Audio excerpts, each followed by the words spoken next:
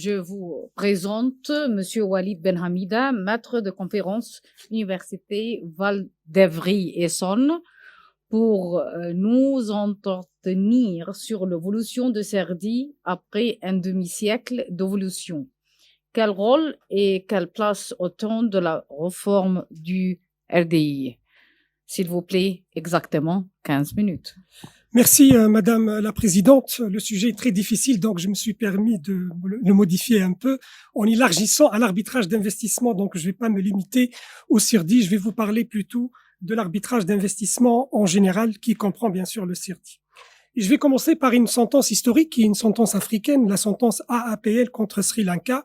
Pourquoi c'est une sentence historique? Parce qu'il y a deux Africains qui étaient membres du tribunal arbitral. Il y a El-Qusayri, Ahmed Sadek El-Qusayri et Samuel Assant, qui est un juriste guinéen. Donc deux Africains qui ont rendu cette sentence, qui a un peu modifié la configuration et la physionomie du règlement des différends relatifs aux investissements. Cette sentence a admis pour la première fois qu'on peut exprimer le consentement dans un traité unilatéral d'investissement. J'attire votre attention que dans cette sentence, la question de la compétence n'a pas été discutée. C'est-à-dire l'État et l'investisseur ont admis cette base de compétences. Leurs arguments, les arguments des parties portaient surtout sur le fond. Donc cette question, cette évolution n'a pas été discutée, je dirais, en détail la première fois. Et depuis, le train est lancé et l'arbitrage d'investissement est né. Ce que je vais vous proposer de faire, c'est que je vais vous présenter un regard africain, comment ce mécanisme d'arbitrage d'investissement est perçu en Afrique. Donc, je m'exprime pas à titre personnel. Ce que je vais essayer de vous présenter, c'est le point de vue des autres, à tort ou à raison, compte tenu de mon expérience. Quels sont les problèmes que ce mécanisme rencontre et peut-être quelles sont les pistes pour éviter ces problèmes. Et à la fin, je vais vous donner mon point de vue. Donc, ça sera un plan, le point de vue des autres et puis après mon point de vue. En ce qui concerne le point de vue des autres, le mécanisme, il y a un certain nombre de problèmes et compte tenu de mes discussions, parfois avec les investisseurs, parfois avec les pays africains, l'un des problèmes aujourd'hui, c'est le désordre normatif. Chaque règle en matière d'investissement fait l'objet de deux interprétations. Et c'est facile, en fait, lorsqu'on a une affaire, d'agir pour l'investisseur ou d'agir pour l'État, parce qu'on a dans les deux cas une jurisprudence qui pourrait appuyer notre thèse. Ça devient un peu absurde. Ce qui est encore étonnant, c'est que les règles qui sont utilisées pour interpréter les traités d'investissement, c'est la Convention de Vienne. C'est-à-dire, on utilise toujours les mêmes principes, mais à la fin, le résultat n'est pas le même. Je crois que peut-être il faut penser à l'interprétation des principes d'interprétation de la Convention de Vienne qui ne sont pas très clairs parce qu'on l'utilise et on arrive toujours à des conclusions qui sont divergentes, opposées sur la notion de siège par exemple dans un TBI. Il y a plusieurs interprétations. Et les tribunaux utilisent la Convention de Vienne. Donc, il y a un problème à traiter. Est-ce que c'est une cour qui va résoudre ce problème? Je ne suis pas certain, sauf à créer une cour mondiale. Hein. Une cour mondiale, et puis on voit que si on a une cour mondiale, la question de la nomination des juges est très délicate. On voit devant l'OMC que pour bloquer le système, on n'a pas nommé un membre, et puis le système s'est bloqué. Deuxième problème, que aujourd'hui, c'est la multiplication des demandes. Plusieurs fondements, loi nationale, contrat, traité multilatéral, traité bilatéral, traité plurilatéral, traité semilatéral. Donc il y a plusieurs étages et certains n'arrivent pas à comprendre pourquoi autant d'arbitrage sur un même problème. C'est comme si on vous dit en droit interne pour les violations du code de commerce, aller devant le tribunal du commerce. Mais le code civil, aller devant le tribunal civil, donc on n'arrive pas à comprendre pourquoi la violation de chaque règle caractérise un litige. Troisième problème, c'est le coût. C'est assez cher, l'arbitrage d'investissement. Les investisseurs africains aujourd'hui n'arrivent pas à trouver un financement et il m'a été dit que les third-party funding ne financent pas facilement des investisseurs africains qui souhaitent utiliser le système. Du côté des États aussi, on a les mêmes problèmes. Souvent, un État, pour payer parfois la provision, ils ont besoin du temps, ils ont besoin d'autorisation, ils ont besoin de signatures. On voit aussi un autre problème, c'est le développement des coûts dans des arbitrages avec des tonnes de documents, des mètres cubes de pièces, des experts, des avis, des pièces démonstratives qu'il faut envoyer à l'avance parce que les pièces démonstratives ont un régime spécial. Donc, ça coûte assez cher. Et puis, est-ce qu'il faut 15 avocats pour un dossier? Est-ce qu'il faut des équipes avec des stagiaires? Est-ce que cela est nécessaire? Autre chose, j'étais avec une délégation, je peux pas dire le nom, mais ils m'ont dit l'Union européenne, ils négocient avec nous. Pour la cour qu'on va créer, ils nous proposent qu'on la finance 50-50. Mais pourquoi 50-50? C'est l'Union européenne plus les États membres plus nous. Donc, il faut 27 plus 1, ça fait 28 plus 29. On partage sur 29, on partage pas 50-50 parce que il y a plusieurs parties. Donc, peut-être ils ont raison, hein.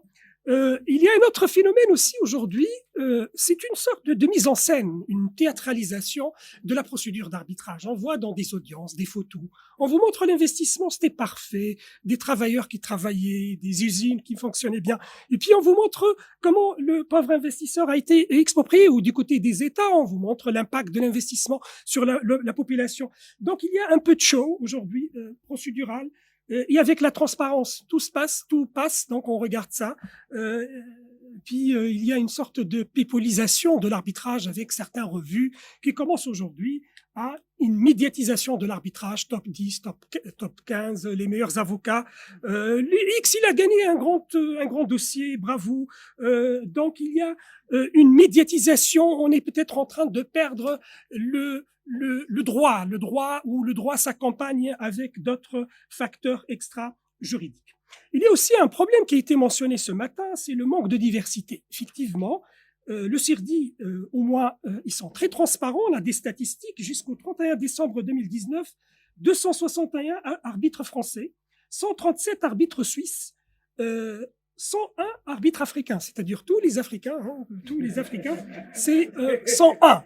Voilà, donc la Suisse a produit 137, toute l'Afrique, l'Afrique a produit 101. 11% de femmes, 89% des hommes. Et il y a 25% des affaires qui concernent un pays africain. Bon, on dit souvent le client ne veut pas. À mon avis, il faut aller plus loin. Hein. Le client ne veut pas, il y a des mécanismes. Est-ce qu'on peut penser à des CV anonymes? Mais si le type met qu'il était à l'université de Douala, il va pas trop, il va pas avoir une désignation. Est-ce qu'on doit, il faut résoudre ce système. Je sais que les institutions d'arbitrage, ils ont fait un effort considérable. Le CIRDI a désigné plus d'Africains que les États africains. La CCI aussi fait un travail de diversité. Bon. Monsieur Abriani, il l'a dit, ils sont limités par la liste. Et je ne comprends pas pourquoi, lorsqu'on voit ces listes, on trouve des arbitres incompétents. Donc, au moins, les États africains doivent désigner des gens incompétents sur ces listes, parce que si vous désignez des gens qui ne sont pas compétents, le CIRDI ne peut pas les désigner. Donc, ils doivent faire un effort. Est-ce qu'il ne faut pas faire la Cour permanente d'arbitrage, souvent, lorsqu'il vous propose comme arbitre, il vous demande deux choses. CV plus vos prétentions en termes d'honoraires. Et comme ça, lorsqu'ils proposent aux parties, ils disent, voilà, monsieur X, son CV, lui, il propose taux horaire 100 euros. Monsieur Y, 150. Est-ce qu'il ne faut pas introduire l'élément, le coût dans le choix? Je sais que les parties, avec une telle proposition, les clients qui gèrent généralement des entreprises en bon père de famille, ils sont très sensibles au coût. Donc peut-être cela va les aider un petit peu à promouvoir la diversité. La diversité des arbitres, mais aussi la diversité des avocats. Hein, peu d'avocats africains sont impliqués dans ce système. Les cabinets africains sont totalement absents, presque. Hein, il y en a quelques Africains, mais dans le marché de la représentation, les Africains, ils sont pas représentés. Puis on a aussi d'autres pratiques, du dumping aujourd'hui. Les règles déontologiques ne sont pas les mêmes. D'autres cabinets arrivent à avoir des dossiers parce que les avocats ne sont pas soumis aux mêmes exigences déontologiques. Les Africains ne figurent pas dans les top 10 ou même dans les top 100 ou 1000 ou voire 2000, j'en connais pas. Le problème des délais. Et aujourd'hui, on veut réduire les délais. Je ne suis pas certain que réduire les délais pour certains États africains, notamment, est une bonne chose parce qu'ils n'arrivent même pas à comprendre ce qu'il faut faire lorsqu'ils reçoivent une requête d'arbitrage. Ils doivent lancer des appels d'offres, c'est un marché public pour choisir les avocats. Ils ont besoin de temps. Le 41.5, qui est une dispositive motions, donc il faut l'utiliser jusqu'à la première audience du tribunal arbitral. Mais on n'a rien jusqu'à la première audience, on a juste la requête et les avocats, ils ont déjoué le mécanisme. en communiquant peu de pièces. Finalement, on peut pas l'utiliser parce qu'on peut pas, on peut pas cerner et identifier le tige. Donc, aussi, un autre problème, deux poids, deux mesures. Je me souviens, il y avait une fois, je travaillais avec un État, ils m'ont dit c'est parfait, on va gagner. J'ai dit comment? Il m'a dit la Cour européenne la Cour de l'Union européenne a déclaré l'arbitrage illégal, donc c'est illégal pour nous. Ben, j'ai dit mais c'est pas possible. Donc ils n'arrivent pas à comprendre aujourd'hui comment en Europe on dit que c'est illégal. Ça marche pas entre nous, hein, mais pour vous ça marche. Donc il y a une vraie frustration, il y a une sensation qu'il y a deux poids deux mesures. Les États européens arrivent à bloquer. Comment ils arrivent à bloquer? En invoquant le droit communautaire. Si c'est un État africain qui a bloqué, c'est la catastrophe. Donc, une dernière remarque peut-être sur le contrôle de l'arbitrage d'investissement. C'est une remarque qui concerne plus le CIRDI, c'est juste une interrogation qui a été soulevée par certains. Dans le système CIRDI, ce n'est pas le juge étatique qui contrôle, c'est le CIRDI, c'est un contrôle interne, c'est-à-dire des comités ad hoc, des arbitres qui contrôlent les arbitres, et des arbitres qui sont des